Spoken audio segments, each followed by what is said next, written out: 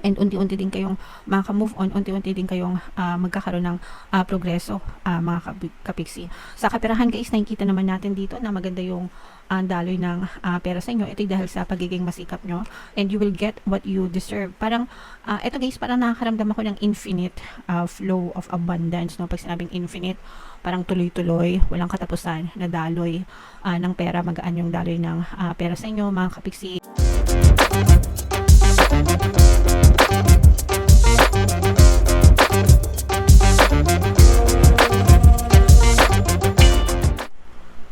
Hello guys, hello Aquarius, welcome back to Pinay Pixie Tarot. Ang pamagatang episode natin for tonight is monthly Taroscope para ngayong November para sa Aquarius, Sun, Moon, Rising, Sign, and Venus.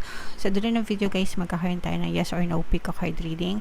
Ito yung deck na gagamitin natin guys. Pwede kayong magtanong ng isang tanong answerable by yes or no. Tapos titingnan natin yung sagot ng tarot sa inyo. So make sure na tapusin nyo yung video hanggang sa dulo mga kapigsi. So, lahat ng positive, lahat ng negative, babasahin natin guys. And, nakapublish na guys, no, yung ating 2025 kapalaran. Sa bawat zodiac sign ko din nyo pa napapanood. Hanapin nyo na lang yung video nandyan lang sa ating homepage, mga kapiksi. So, ito yung mga mensahe sa inyo ng inyong mga gabay, mga kapiksi. Ilatag muna natin lahat. Okay, so for some of you guys, pwedeng may mga bagay na naguguluhan kayo sa isip nyo, kaya lumalabas itong mga mensahe na to. We have meditation brings answer at saka ask your angels. Most of the time guys, lumalabas itong mga mensahe na to kapag may mga gumagambala sa isip nyo, may mga bagay na naguguluhan kayo or nagugulumihanan, ganyan. Ibig sabihin may gumugulo sa isip nyo, okay? So, unang-una, magdasal kayo mga kapiksi, ask your angels. Lahat tayo guys, meron tayong mga spirit guides, no? Simula nung pinanganak tayo, bawat isa sa atin meron yan guys. So, and the way to connect with them is through prayers. So, magdasal tayo sa kanila mga kapiksi, or magdasal tayo, and hindi tayo papabayaan ng ating mga spirit guides. Ibibigay nila yung mga sagot na kailangan natin, and gagabayan nila tayo sa tamang landas mga kapiksi. Makakatulong din yung meditation guys, no? Kapag nagme-meditate kayo, nagsusubside yung momentum of thoughts mga kapiksi, and kapag nagsusubside yung momentum of thoughts, kumakalma yung ating isipan. And kapag kalmado yung isip natin mga kapiksi, mas nakakapag-isip tayo ng tama, mas nakakapag-desisyon tayo ng tama, mas nakikita natin yung liwanag, kumbaga. Kaya kung mapapansin nyo yan, no, may liwanag mga kapiksi, no? Kapag mas maliwanag yung isip natin, mas maganda din yung mga nagiging desisyon natin and yung nagiging takbo ng buhay natin, okay? And we have within the next few months mga kapiksi, ito yung timeline. So, ibig sabihin, within the next few months, by the time na mapanood mo tong video na to, maaaring ibigay sa'yo yung mga sagot na hinahanap mo, maaaring magliwanag yung isip mo, and magkaroon, kumbaga, ng mga solusyon dito sa iyong mga pinagdadaanan, kapiksi. Okay? Alright, so comment down below guys if feeling nyo naka-resonate kayo dyan. Huwag nyong kakalimutan magdasal guys. Napaka-powerful ng pagdadasal kahit isang beses lang sa isang araw. Basta wag nyong kakalimutan yan mga kapiksi. Okay? Alright. So, tingnan natin yung ganap sa inyo guys ngayong November. Shuffle ko to. Habang sinushuffle ko to, panoorin nyo muna yung video natin regarding sa ating paano mag-manifest ng abundance video course. Kapiksi, sawa ka na ba sa mga struggles at hirap sa buhay mo? Masipag ka ba at masikap sa buhay ngunit hindi ka pa rin umaasenso? Ilang beses ka na bang nag-attempt mag-negosyo at mag-invest pero palagi ka pa rin nalulugi? Sa pagkakataon na ito ay maaaring may subconscious beliefs ka na nagiging balakid sa iyong pag-unlad at pagyaman. Introducing, paano mag-manifest ng abundance video course.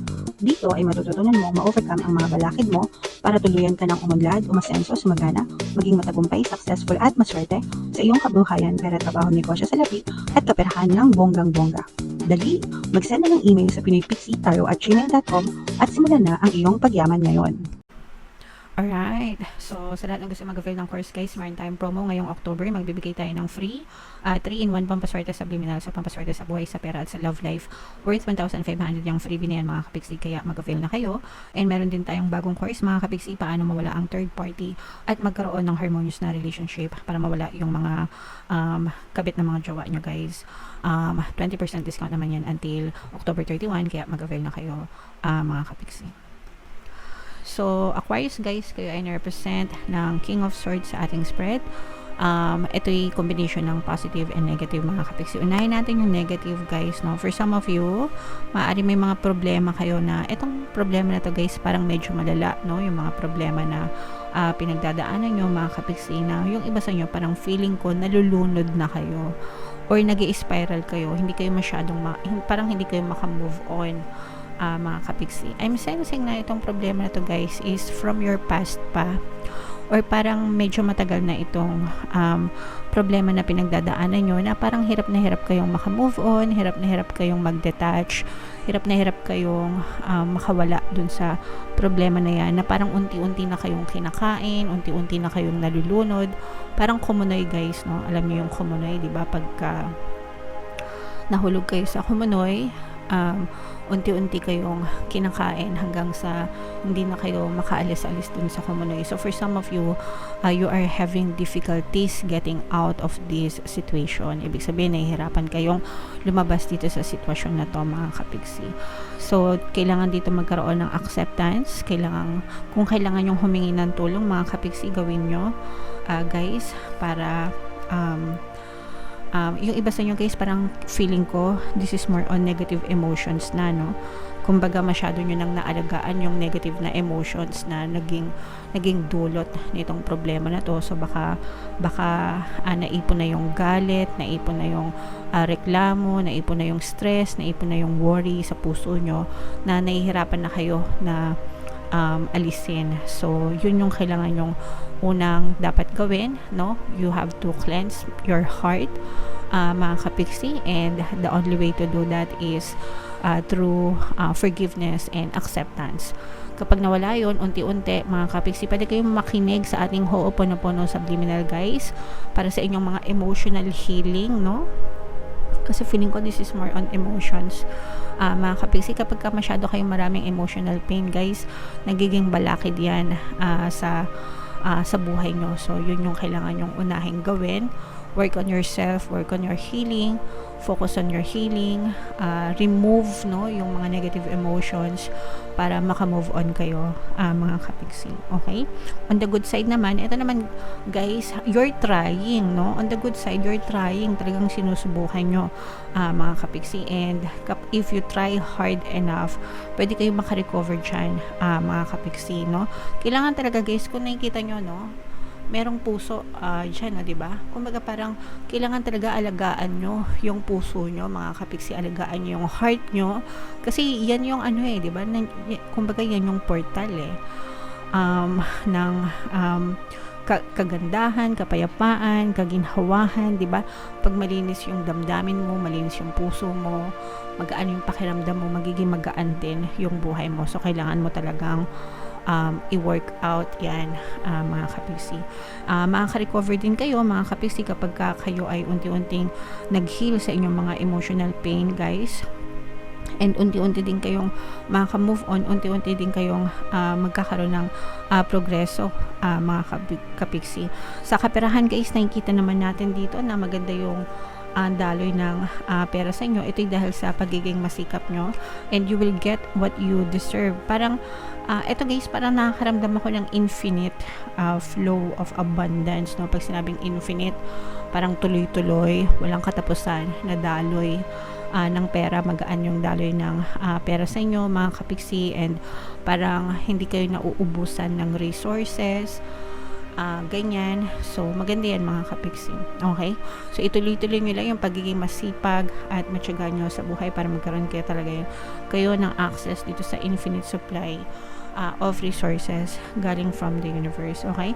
So yan, i-mine yan sa comment section. Mine infinite supply, mine kaperahan, etong success, tagumpay, recovery, mga kapiksi, no? Ito, importante itong recovery, mga kapiksi, para talaga malampasan nyo itong mga bigat na dinadala ng mga problema nyo sa buhay, guys.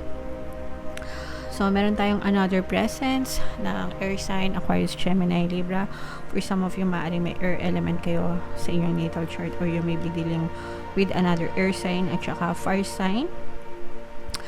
Aries, Leo, Sagittarius. Eto guys, may negative dito guys, no? Ito parang feeling ko mapapasok kayo, no? Parang mapapasok kayo sa isang tao. Parang maluloko kayo ng isang tao, mga kapiksi, tas parang mapapasok kayo. Naintindihan nyo ba yung ibig ko sabihin?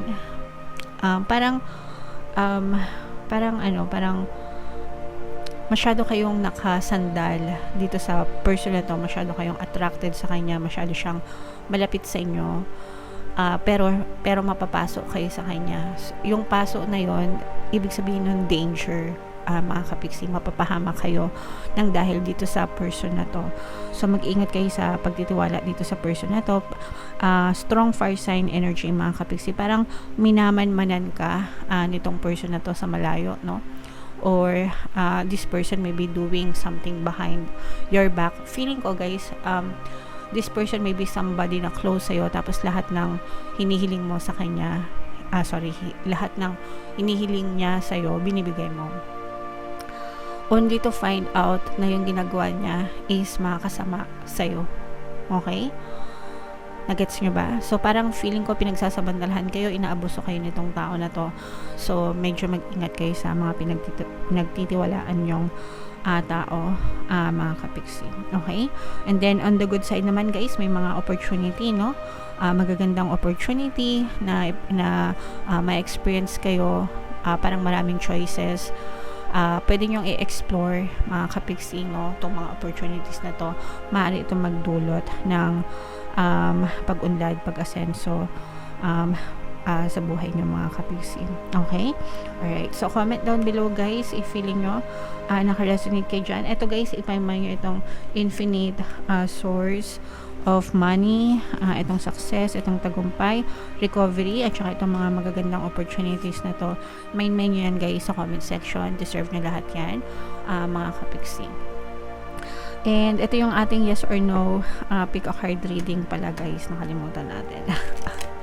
So huminga kayo ng malalim, tapos itanong nyo sa isip nyo yung isang tanong na gusto nyong malaman for 2025, answerable by yes or no, mga kapiksi. And again, no, sa lahat ng gustong mag-join sa ating membership program guys, i-click nyo lang yung join button dito sa baba, o kaya dito sa taas lalagay natin yung link.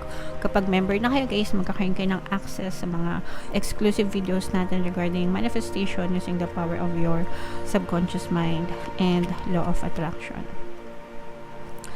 So hinga ng malalim guys, tapos itanong nyo sa isip nyo yung isang tanong na gusto nyong malaman for November, answerable by yes or no.